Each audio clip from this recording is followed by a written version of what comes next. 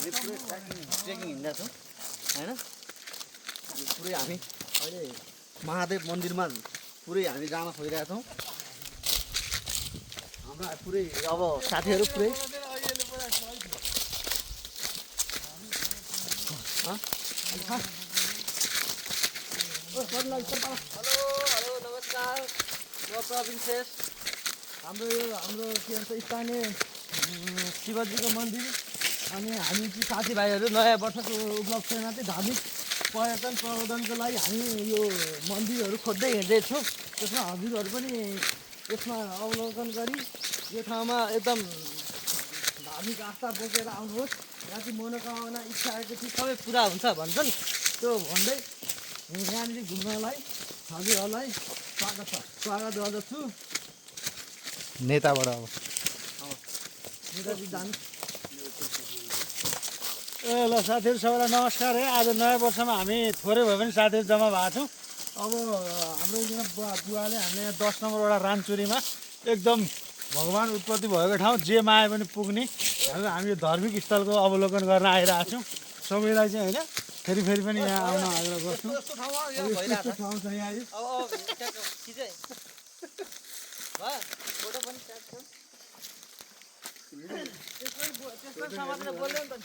पर्दैन पर्दैन पर्दैन पर्दैन गर बोल बोल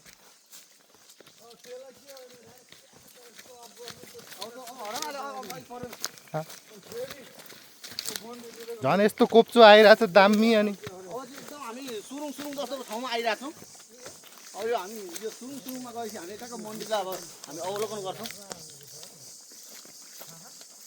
उता माथि भिउ पनि निकाल्ला यहाँनिर पानी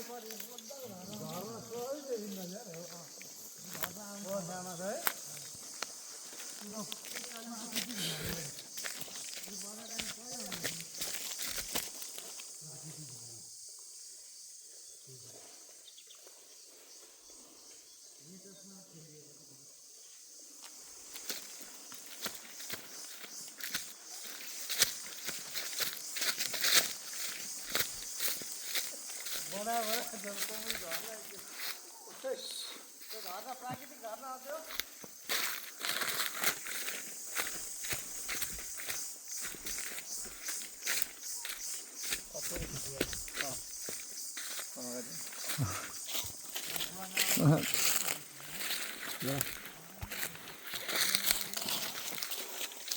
guys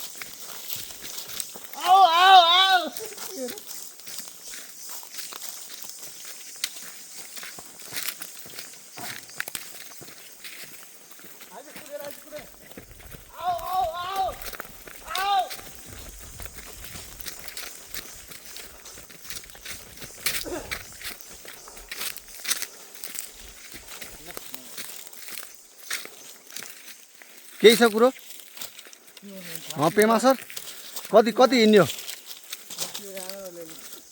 कति मिनट लाग्दैछ घडी हेरेर 10 मिनट हिँड्यो होला। थाकियो हल्का विश्रामै गर्नुपर्ला। पानी हल्का खाइदिउँ होला यार के हो पुरै अँध्यारो आएको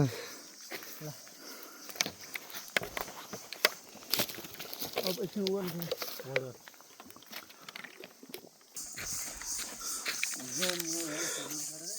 सबैजना एकचोटि यसो अब हामी अन्तिम आइपुग्न आइरहेको छौँ यो पुरै थाकेर पानी पनि खाइरहेको छ हामीले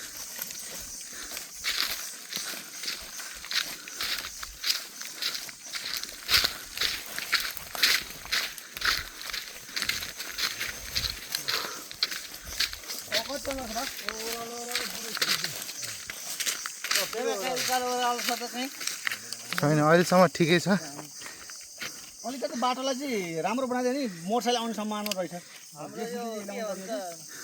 वडा नम्बर 10 पर्ने रहेछ कमलामाई नम्बर 10 हाम्रो नगरबाट चाहिँ अथवा यहाँको स्थानीय प्रदेश अथवा सङ्घबाट चाहिँ यो क्षेत्रलाई चाहिँ अलि बजेट हालिदिँदाखेरि बजेट भन्दा यहाँ रोडको लागि अलि राम्रो स्तरीय स्तर उन्नति खालको रोड बन्ने भयो भने चाहिँ यो ठाउँमा धार्मिक पर्यटन अत्याधिक मात्रामा भित्रिने सम्भावना धेरै छ।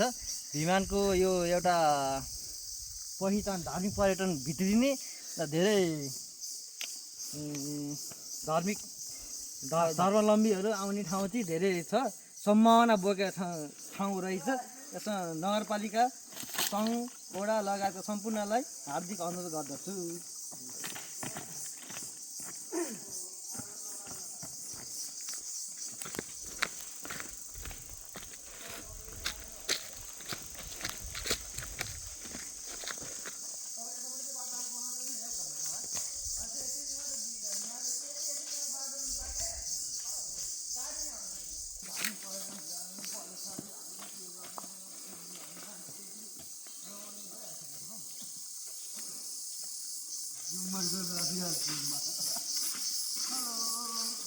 हेलो